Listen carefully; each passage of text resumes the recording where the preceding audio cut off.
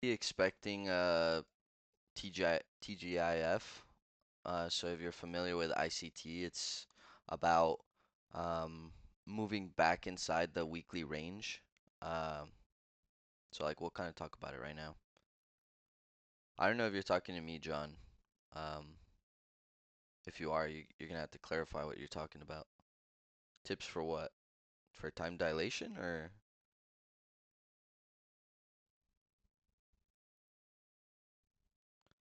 um well, I would say my advice if you're trying to learn time dilation theory would probably be to just really stick for um stick to learning the basic sequence of 137 13 21.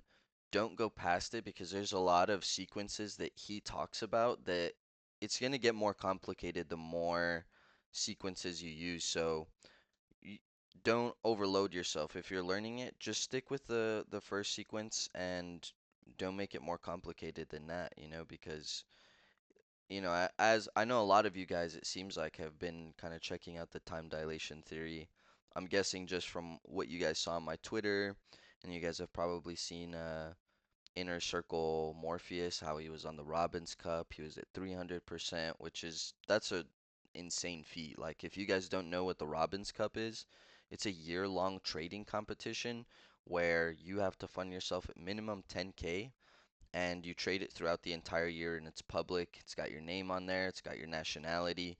It's a pretty prestigious competition, and anyone that steps up into that kind of live audited setting to trade, I mean, they have my respect. Whether they do good or not, still, I mean, it's a really big deal. So I'm guessing that that's why a lot of you you were checking it out and stuff like that. And if you are, yeah, the videos on their own are already difficult enough to watch. So just stick to that beginning sequence. Like I said, um, I don't know if there's a decent amount of people in here that want me to talk about just the basic sequence. I wouldn't mind. But yeah, it's pretty dense, pretty difficult. Is it the 10K to turn into 1 mil? You could turn it into whatever you want. I think the world record in the Robbins Cup is over 11,000% by Larry Williams.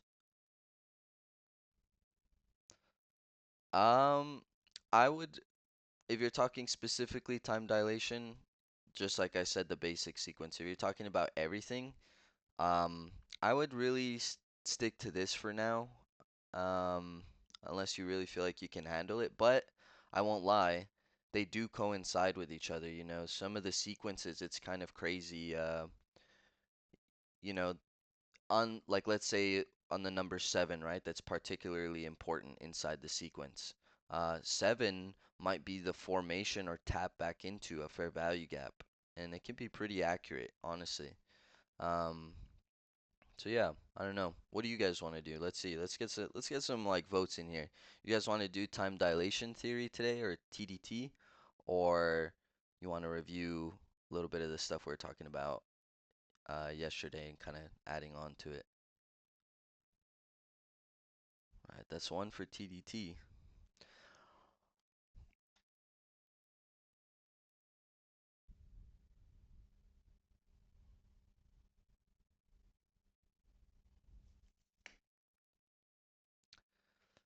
Dude, I'll be honest. You put me anywhere near an oven, there's gonna be you better have a fire department nearby.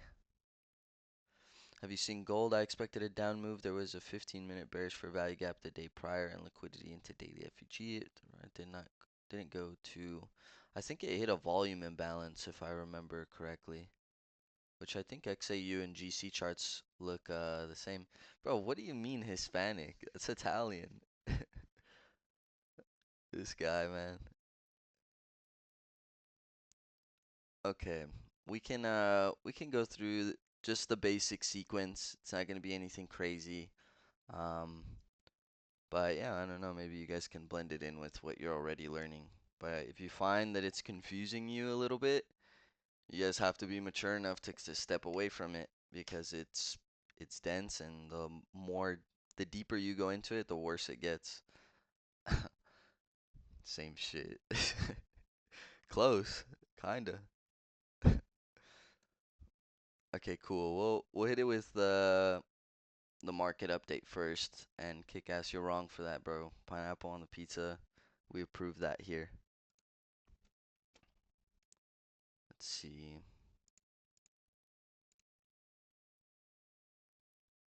Yeah, so right now we moved into this volume imbalance here, which for today we have 48 minutes till close. We're in this order block right now as well.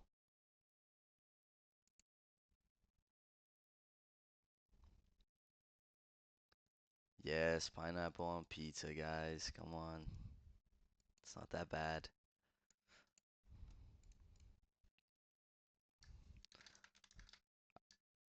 All right, fine, fine, fine, fine. I don't want to be breached. My bad, my bad, my bad.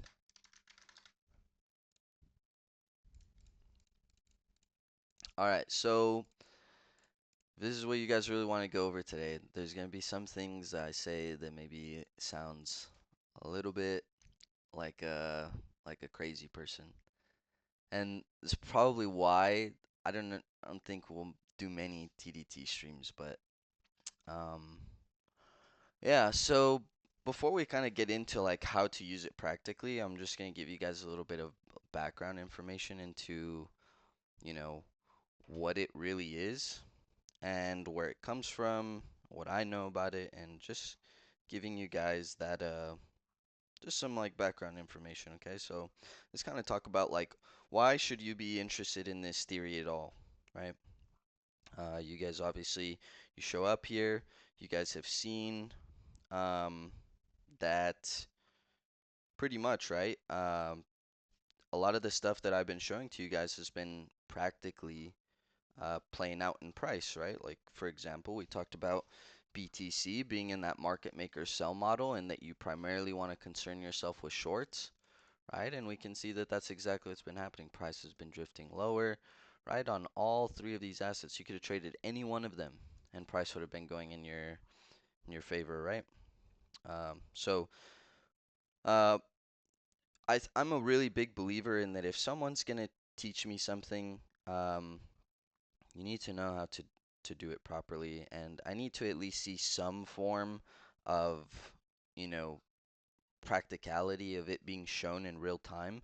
That's why I really try to do the market updates every single time because I have to pretty much give you guys, what it is that I think based off of the concepts that I'm teaching, right? And Morpheus, the author of time dilation theory, um, he joined, like I said, the Robbins Cup, and he did extremely well for himself. He got up to, I think it was like 350%, something along those lines. Um, and yeah, it's an extremely big feat to even ever be on the leaderboards of the Robbins Cup. Uh, Another thing is time dilation or candle counting is something that was heavily alluded to by ICT. If you guys don't know who ICT or the Inner Circle Trader is, that's the concepts that I've been teaching you guys. Now, someone may think to themselves, well, then why don't I just go learn it from ICT himself? You can, and I actually encourage that, but um, beware. ICT is literally like the Bible of modern day technical analysis. So there's going to be a lot of information. And what I do here is I cherry pick some of the concepts that have really worked for me. And I teach you guys my system, my approach to price, and I give you the nuts and bolts. Right? So a long time ago on Twitter, uh, Morpheus was sending very, very, very like complicated diagrams of math that I don't really understand myself. Let me see if I can actually pull it up.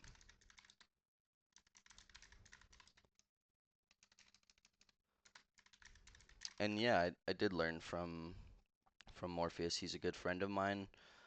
We talk on occasion. Um, but even still, even with him teaching me, it's very dense stuff.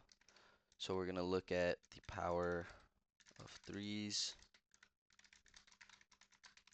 Let's see if I can even find this really, really quick. Yeah, yeah, okay. So let me just pull this up. So like I said, long time ago, this was back in 2022, where um, it won't let me scroll up for some reason. But above this, ICT is making some sort of cryptic tweet, and this was Morpheus's response, right? This is a diagram showing the power of three, but in a much different aspect, right? This is like on a very like there's a lot of equations going on, and the power of three is significant, right? So under this, ICT responds to him and says something like, "You're on the right track," which is very, like it's kind of crazy because ICT has something in his repertoire known as Enigma. And Enigma is something where he says that he doesn't even need to look on a chart to be able to trade it, which is pretty wild. And a lot of people have been trying to figure out what that means or how to do that.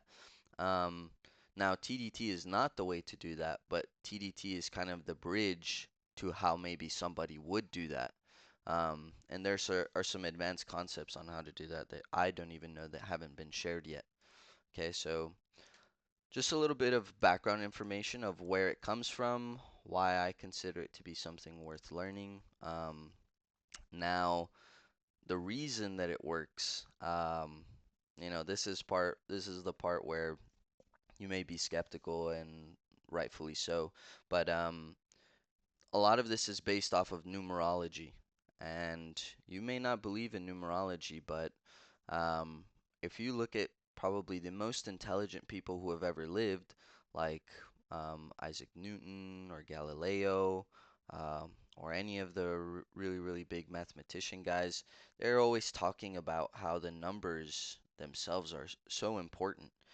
Galileo going as far to say that numbers are the language of God, and Isaac Newton going as far to try and figure out um, what numbers correspond to which letters and trying to crack the key of the Bible based upon that. Yep, Nikola Tesla is also somebody who's very popular for placing a lot of importance on the numbers like 369, right? And those kinds of things. So, yeah, I mean, people believe a whole lot of things. Me personally, I like these concepts, and I remember one of the first teachings from Morpheus was him showing us a diagram of I told you guys it's gonna get crazy, but pretty much showing what happens during or how would I say this? When a woman is ovulating, what days correspond to which part of the cycles. And then he shows us a global average temperature chart. And then he shows us the heart rate of a man during marriage proposal, right? So, and he shows all these charts and he says, when I look at a chart, this is what I see. I'm not seeing the same things that you guys are. I'm seeing the vibration, the life, and the way that the world works. And yeah, as we get deeper into it, maybe eventually, you guys are going to see that numbers are extremely important. There are, I think it's what, like, the numbers in these sequences, they appear on everything. You could find them in the amount of arrows that the eagle is holding on the back of the dollar bill. You can find it in the seeds of tomatoes. You can find it on the veins of a leaf of a plant. These numbers have significance and they repeat a lot of times, not just in price, but also in nature. So I know it's a really abstract concept and it's like really kind of crazy to think about that numerology could in any way be applied to the markets to be able to make money. Uh, but somebody did it and people are doing it. And yeah, so that's just a little bit of background information. And now I can show you guys the basic sequence and how maybe one would apply it to the charts. Now, remember, guys, when we first started doing these streams and stuff like that, you guys didn't get to learn anything super practical right off the bat. Um, yeah, I mean, there's still something practical in here, but I just want to temper expectations. The first thing you guys ever learned about was the open, high, low, and close of a candle, right? And coming this far, we can see, like, just with that simple thing, you know, how important it is now that we think about open, Asia, low, London, high, New York, close, right? We, then we added power of three into it, accumulation, manipulation, distribution. So just remember, we got to get the building blocks out of the way first. So the sequence, the first sequence, is going to be 1, 3, 7, 13, 21, and we'll stop at 21 actually. We'll keep it simple, okay?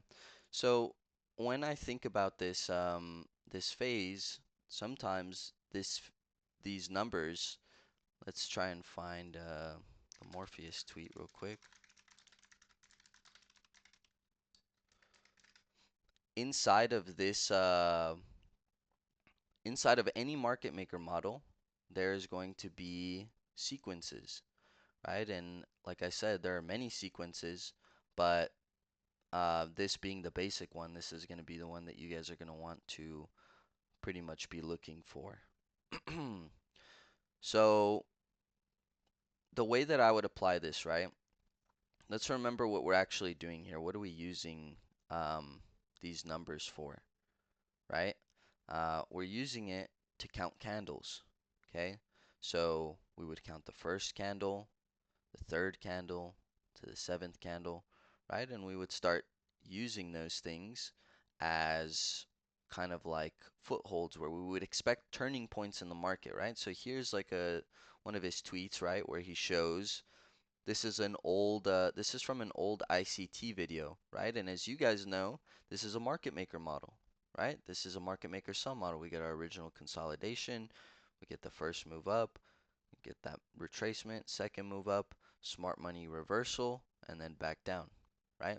So when you guys use this, it's going to be a lot, you're going to have an advantage in that you're going to be able to kind of combine this with what you already know from what we already know, um, and kind of blend them together. And here's like another little tweet just to show you like how crazy some of these like things are. Like bro showing the numbers on a turtle shell and showing like th these sequences that they somehow repeat by showing that. Um, so there's a lot of crazy ways to think about it, but so first thing we need to ask ourselves, right? And before we do, let me just show you this one as well, right? Um, Ignore the 1 in 20. The reason he has that is because consolidations are typically either 13 or 20 candles long. But the 1, 7, 13 are the main things I want you guys to pay attention to. Okay? So, first question we have to ask ourselves is how do we start counting? Where do we start counting from? Okay? If we're going to count bearish candles, right? Or if we're going to count to the downside, then we have to start with a bearish candle. Okay? So we're going to the highest point and we're requiring it to be a bearish candle, right? So like let's take this for example. This is the highest point, but it's not a bearish candle, so my counting would start here. Then I would go 1, 2, 3, 4, 5, 6, 7, 8, 9, 10, 11, 12, 13. Okay? Now, what I don't want is for you guys to have the expectation that every single time you guys count, it's going to land perfectly on where price is going to make that turning point. What I would like you to think about it, or how I would like you to think about it, is sometimes it will be right on, right? You know, it'll be spot on. There are other times where you're going to need to calibrate it, okay? And the way that we do that is by using multi-time frame analysis, but we're not going to do that today. Yeah, you can do it on any time frame, but the thing is that it may not be calibrated on every single time frame. So like, let's find like a clean example, like 1, 2, 3, 4, 5, 6, 7, 8, 9, 10, 11, 12, 13. This one is pretty close. This one is pretty spot on, right?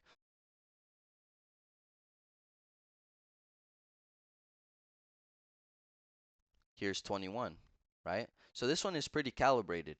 But there's going to be a lot of times where it's a little bit off, right? And also we're usually not entering on the weekly. So then we would go to the daily. We would add another sample of countings and we would look for when they aligned. Okay, but that's going to be a little bit more advanced stuff. We're not going to go through that today. Okay, um, so let's do some examples, right?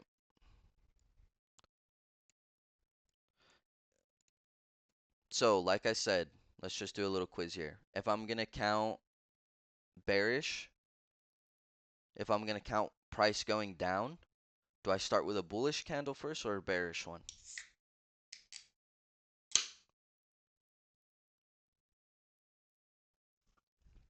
Perfect.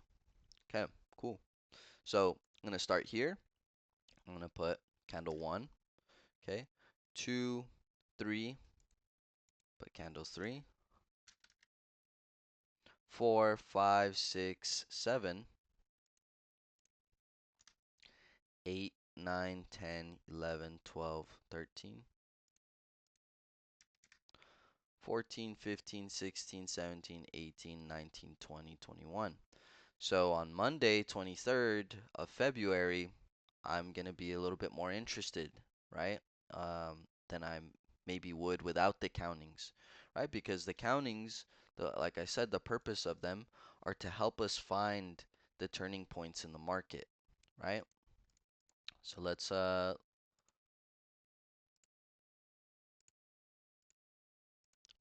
do a couple more. Okay, let's look at some bullish ones. Okay. So bullish countings, bullish candle, right? So we have 1, 2, 3, 4, 5, 6, 7, right? This one's very nice, very clean, right? 8, 9, 10, 11, 12, 13, 14, 15, 16, 17, 18, 19, 20, 21.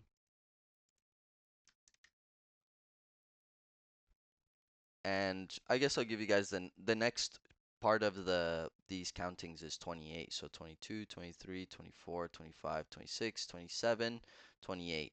And part of using these countings is being able to anticipate sometimes when candle 27, right?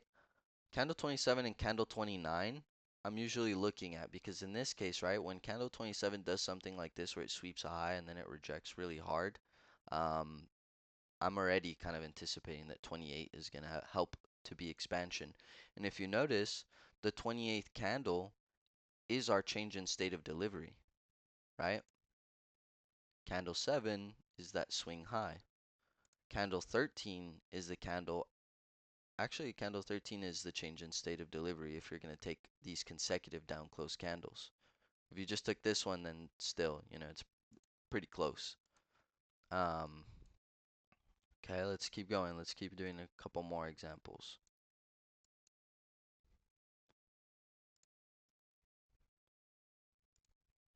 There's candle 1, 2, 3, 4, 5, 6, 7, 8, 9, 10, 11, 12, 13.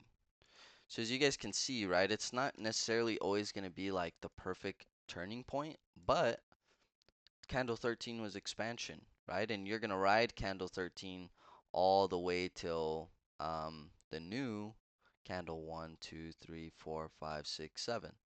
Okay, so you could ride candle 13 to candle 7 on this leg, right?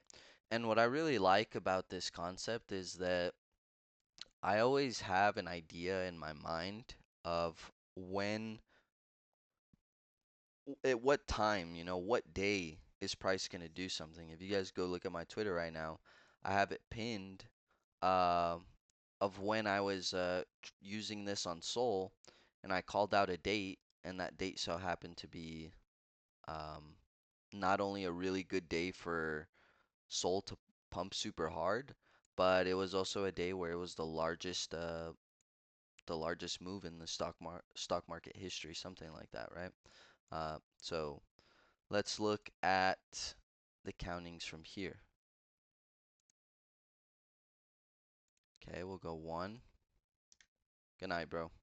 2, 3, 4, 5, 6, 7, 8, 9, 10, 11, 12, 13, 14, 15, 16, 17, 18, 19, 20, 21, 22, 23, 24, 25, 26, 27, 28. And that to me is pretty clean, right? Especially when I have things like IRL, ERL mapped out for confluence, right? Candle 7, candle 8, right? The first candle after candle 7 hits that fair value gap. Candle 13 hits that order block, right? Candle 21 is the candle right before when we put in a bullish reversal candle and we fill in the rest of this fair value gap here, right? So any questions about maybe how you guys could do this on your own? Because, yeah, in the beginning, you're just counting. You're literally just looking for the most prominent points in price and counting from there. So you would go to this high, go 1, 2, 3, 4, 5, 6, 7, 8, 9, 10, 11, 12, 13, 14, 15, 16, 17, 18, 19, 20, 21. You're just counting and you're trying to, just study, and at the same time, right, you guys also want to be using um, the rest of the stuff that I've shown you, right? So if we look at this segment of price action, right? Let's go up to the weekly real quick. Okay, we're gonna map out this weekly order block, okay?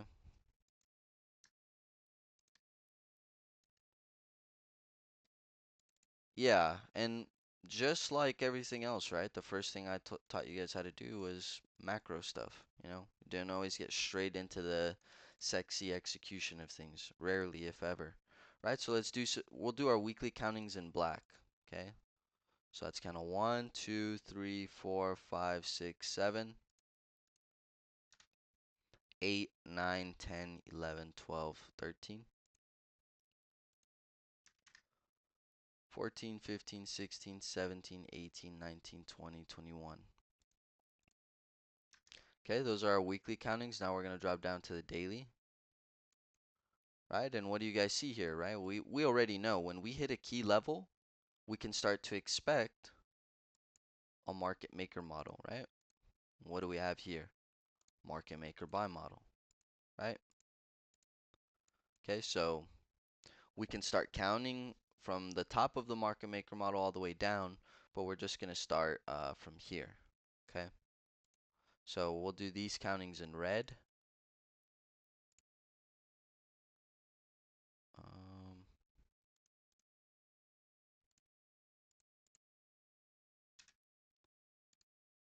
Let me just change it real quick.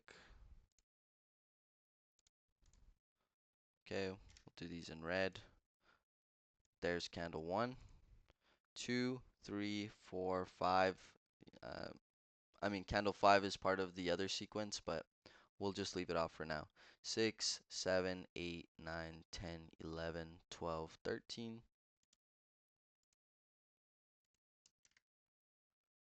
14, 15, 16, 17, 18, 19, 20, 21, 22, 23, 24, 25, 26, 27, 28, 29, 30, 31, which again, I didn't share this in the beginning, but 31 is technically the last number in the classic sequence.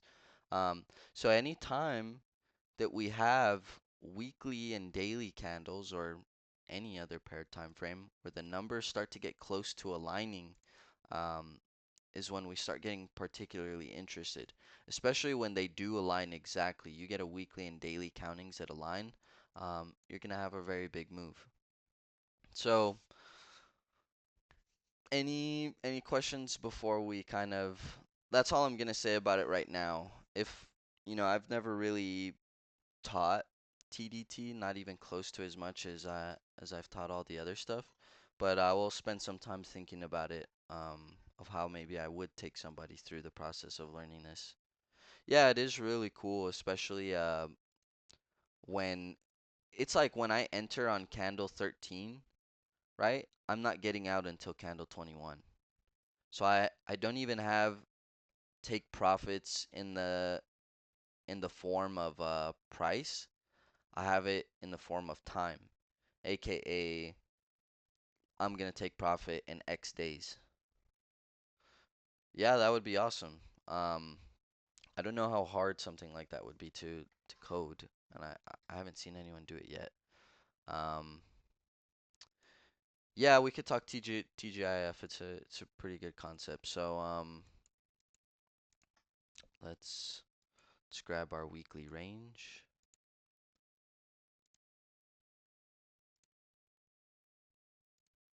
and let's put the it's a point 2, point 3.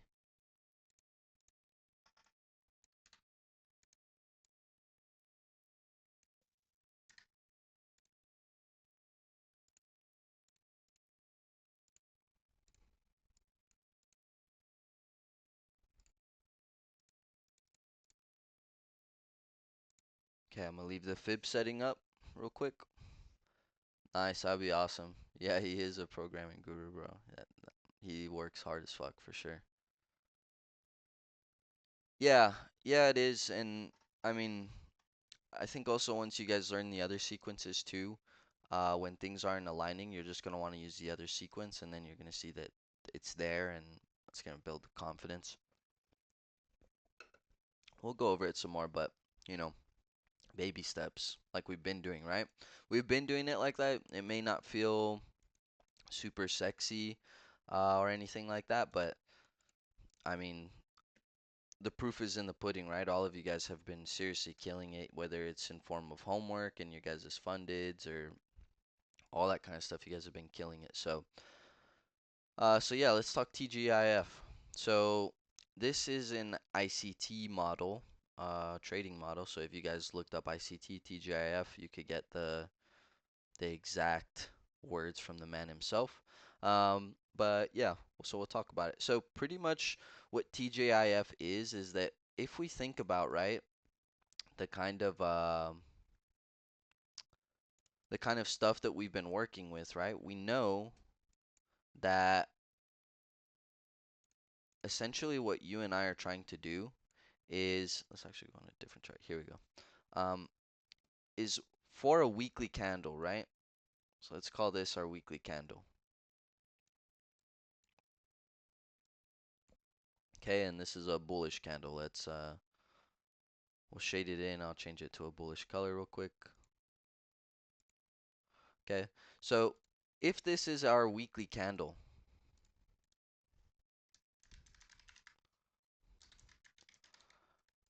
what you and I are trying to do is essentially trying to find how these days are gonna look,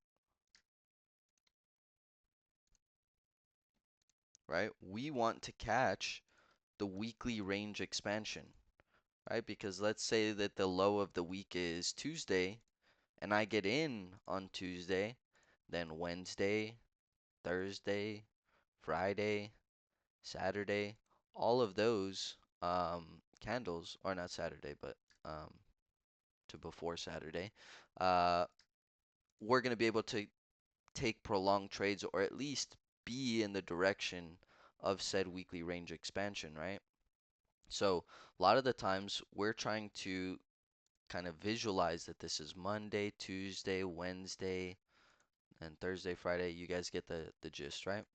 Now, the idea of TGIF is that most of the expansion is not going to take place at the very beginning or the very end of the week. And there is some exceptions, of course. But generally speaking, right, Asia is usually going to look like this. Does it always look like that? No. But most of the time it does look like that, right? Um, London usually looks like this, right? New York is expanding or retracing. Um, and we kind of think about the days in the same way. That usually you're going to encounter a lot of traders that they simply will not trade Mondays, especially if there's no news, right? So we want to think about that first candle being like Monday, right? We want to think about Tuesday kind of being like London, right? So we can think about Monday, is accumulation, right? Tuesday is manipulation, right? Wednesday, Thursday, right, are usually the expansions.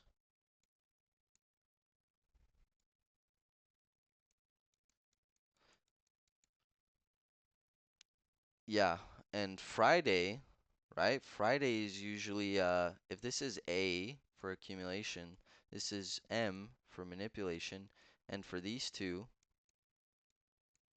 we get distribution, right? Then Friday is going to be what we call X.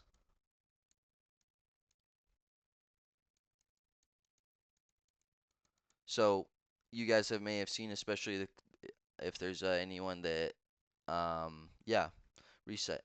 Anyone that trades quarterly theory, uh, you will often see them say it's not AMD, it's AMDX, because after distribution is finished, we go into X, which is essentially uh, almost like a reset period, which in the weekly candle, right? If we look at the weekly candles, almost all of them are going to have wicks, right? And we want to think about what usually forms this wick, because when you and I are trading a daily candle, you and I are thinking that this lower wick is going to be formed by Asia and London, right? And if we can get in on this part of the wick, I mean, then we're going to be on side for a really nice move, right? Because the opening is accumulation, the lower end of the wick is the manipulation, and then we get the true expansion and then the reset, right? So Friday is the reset. Friday is what forms this part of the candle in most cases. So in our case, right, if we go back to price right now on NQ, right, we're mapping out the weekly candle, what it looks like right now, right? Today is Thursday, obviously, right? So tomorrow, if you take a trade, you're going to be trading it into the point 2 to the point 3. We're expecting that price will retrace back inside of this range. Okay? If you take this under consideration, you can open a trade on Monday and close it on Friday, right? Um, Not necessarily. Like if you want it to be optimal, right? Um, if you want it to be optimal, Monday is gonna look like, well, go back to the 4-hour chart real quick. Monday is gonna look like, okay, why is it working on BTC? Okay. Alright, I don't know why it's looking like that, but Monday's usually gonna look like this, right? So don't really want to uh, get in now on a consolidation, right? I want to wait for a manipulation. And sometimes Tuesday doesn't manipulate. Tuesday continues to consolidate. But then maybe Wednesday we have a news event. Maybe we have FOMC, right? And then we start getting that kind of manipulation. Um, and yeah, so not necessarily. I wouldn't just buy on Monday and then sell on Friday, right? I would want to wait for what day is going to be the manipulation, and Monday is not usually the manipulation, right? So tomorrow, right? Let's say first we need to obviously see where is the bottom of the range going to be exactly, right? Because so far we could see the highs up here, right? So till the end of the day, right? Let's say that it is the end of the day, right? Here's our low, okay? I would be looking to take a trade to move back up into here. Okay, if that already gets done, then there is no TGIF trade for you. And yeah, I'm not a huge fan of trading TGIF. You know, when I go back into my back testing results, Friday is not one of my better days. So I just stay out. But yeah. So again, you're just looking for a reason to go long, but just up into here, right? And right now, let's say, price moves into this fair value gap and then moves down, and then we close, right? Tomorrow, you're gonna try and find something on a lower time frame, maybe like the 15 minute or something, and look for just a minimum trade up into here, nothing more than that, right? Just so that we could form,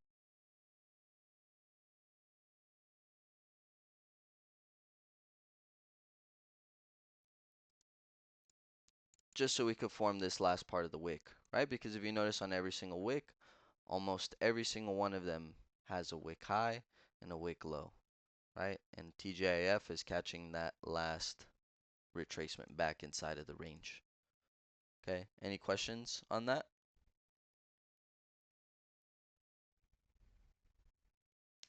Or does it make sense? Friday's the reset, Friday's that last retracement that makes that other side of the wick. Nice. And I'll look for the schematic for the TGIF. I'm pretty sure there is one that I have somewhere around here. Let me just see if I can find it super quick.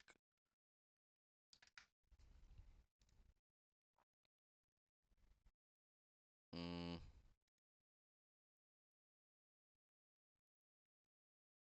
nah. Okay, I'll find it later.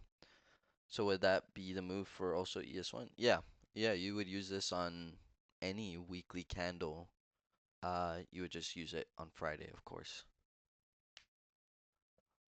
All right, cool. We could take care of the homework and we'll see if we have any time for a market update, which to be honest, like I mean, I don't think we really need one, right? We've been pretty on the fucking ball recently. You know, we called out this daily IRL, told you guys to draw on liquidities here, and that's where we've been drawing to.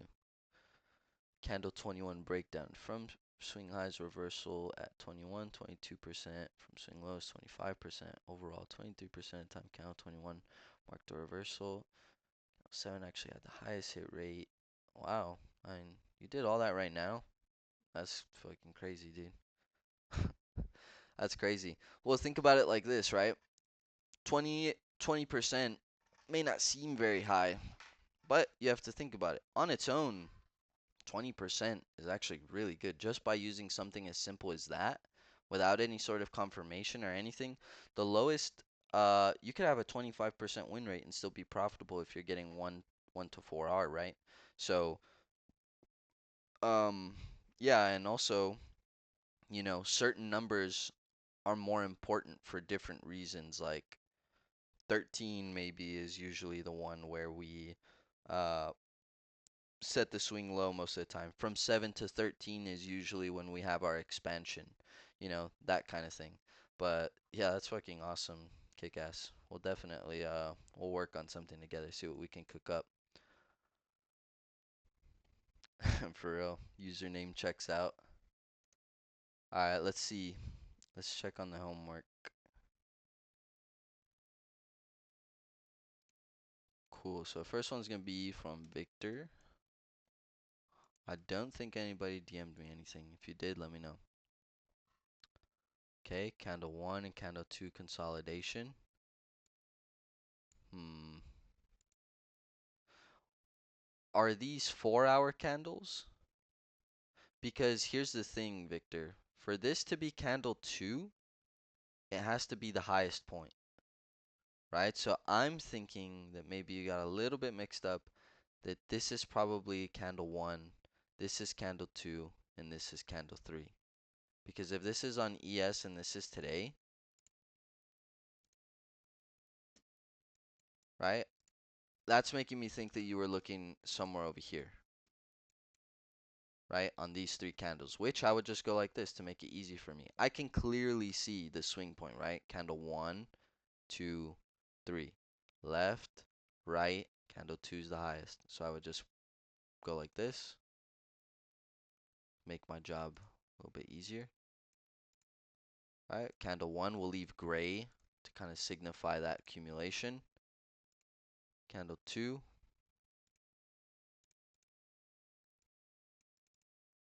make it red, and then candle 3, distribution. So I think maybe you took this as candle 1, this is candle 2, and maybe this is candle 3. Okay, so we'll put in blue, and then we'll drop down to the 15 minute, right? So we could see it visually. See, and that right there looks a lot more like candles one, two, and three because look at if candle one or if candle two doesn't even go higher than candle one, or candle one goes higher than candle two, then it's already wrong, right? Um, which let's see, was that today? Am I looking at the right spot or is this a different day? Let me check chat real quick. Yeah, and it that's the thing, right? In this case, candle one is not the Asia session, right? It's actually the London session, right?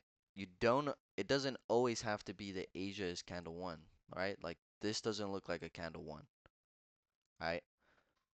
But we're using only either Asia candles, New York candles on the 4 hour, right? So, um, I'm not really ever going to be using the anything outside of sessions, you know? London, New York PM, or Asia. Those are the 4 hour candles I'm mainly concerned with. But we don't always have to say that candle one is the Asia 4 hour candle, if that makes sense.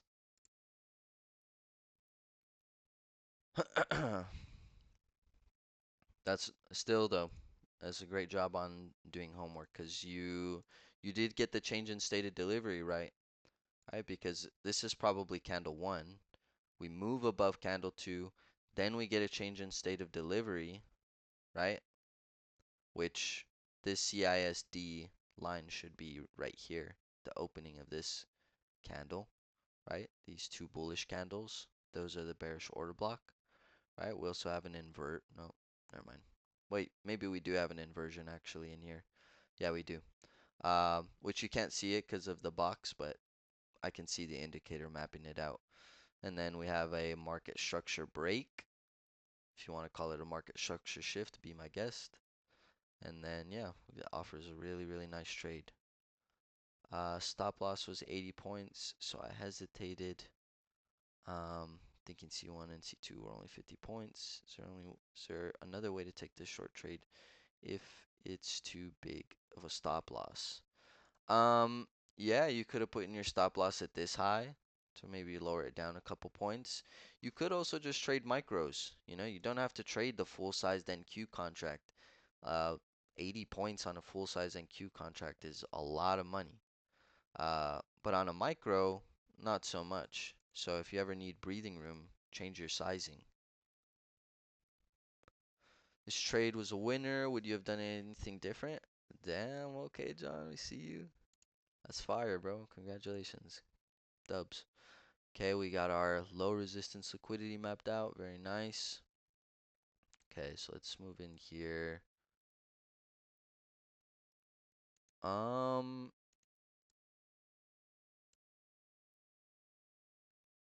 okay, I'm gonna guess that you entered based off of this change in state of delivery. Okay, we took out some buy side liquidity, which is, what is this? Is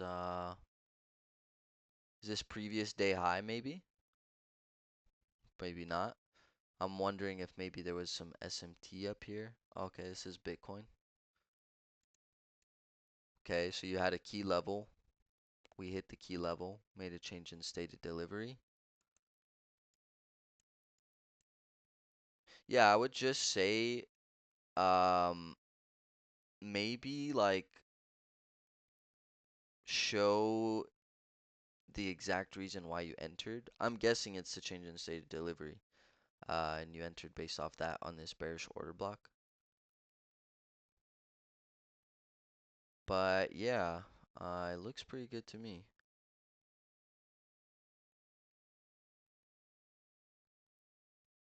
Yeah, I like it. Looks like a good trade to me.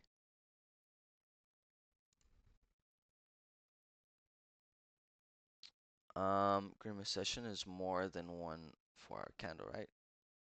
Technically, but no, not the way we use it. Because yeah, sessions are not even 2 to 5 a.m. They're actually longer, but 2 to 5 a.m. is the kill zone. That's the best time to look at them. And obviously, 2 o'clock, 3 o'clock, 4 o'clock, 5 o'clock is 3 hours. And then we have that one intermediary hour. So technically, no. Or, well, actually, technically, yes, it's more than one 4-hour candle. But the kill zones themselves are not.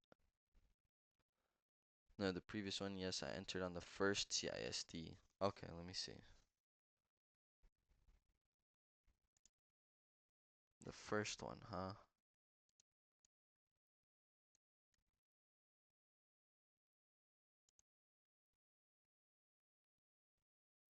Mm,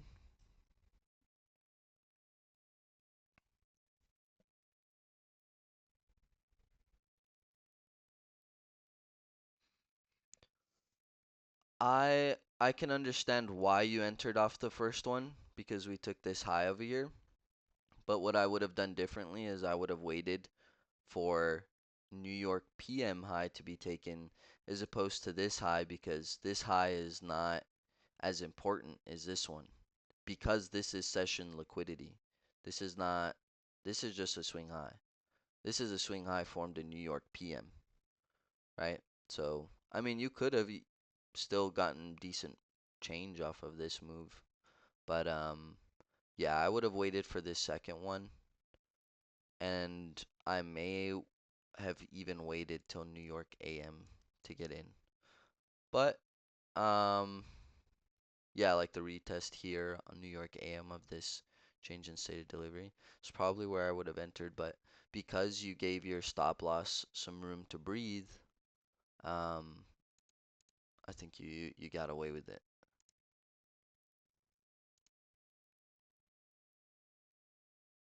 Cool, no problem. Okay, let's see DZ. Okay, candle one, candle two, candle three. Okay, so I don't want us to like fall into the idea that candle one always has to be Asia, right? Because in my eyes, I'm pretty sure I would be seeing London here is candle one. And if you notice, right, they both look like consolidation, right? London is not bigger than Asia right here, right? The range is relatively the same. So I would be thinking candle one, candle two, and then this over here is candle three. And if you notice, right, like what we did last time, there's that change in state of delivery inside candle two. What does candle three do? Retest that and then creates a CISD of its own.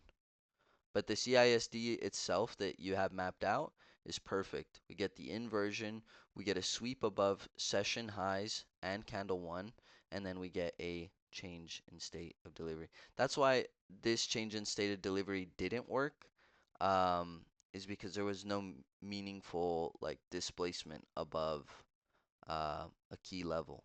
Right? It's just still consolidation, consolidation. This one though, it's a strong move up, takes out that session liquidity, thick, really nice thick candles. And then we get an inverse to top it off. When we're thinking about the difference between expansion and consolidation, remember that in consolidation, it's very unlikely that price creates fair value gaps, right? So we have a fair value gap here, gets inversed, um, and then, yeah, we get that CISD retest with the fair value gap, right? Super high probability during New York. And then that candle three takes us lower.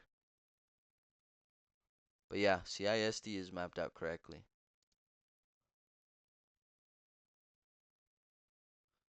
Yeah, yeah, it is a little bit difficult to anticipate when we're gonna have when we're actually inside of candle two. But that's why we really rely on change in state of delivery because when we get that and an order block is created, it is our expectation that that higher low from that CISD is going to be protected, and if it's not, then we know that we're on the wrong side.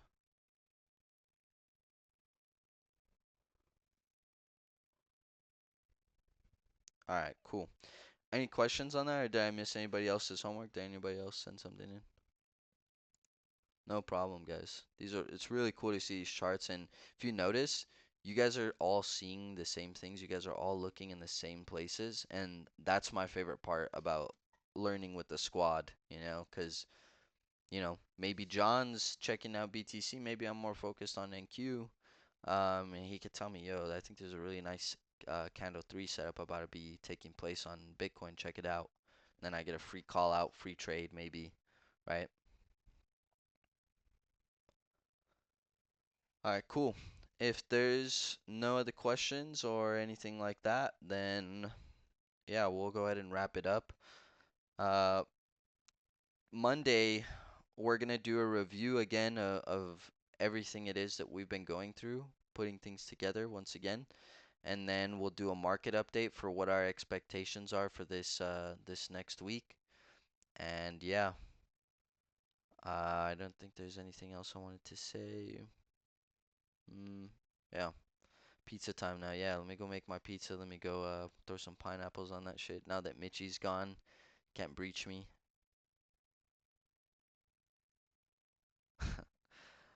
Alright then, fellas. Take care. Make sure you guys are trading with correct size. Remember, survival is the name of the game. Try and get XP for as long as you can.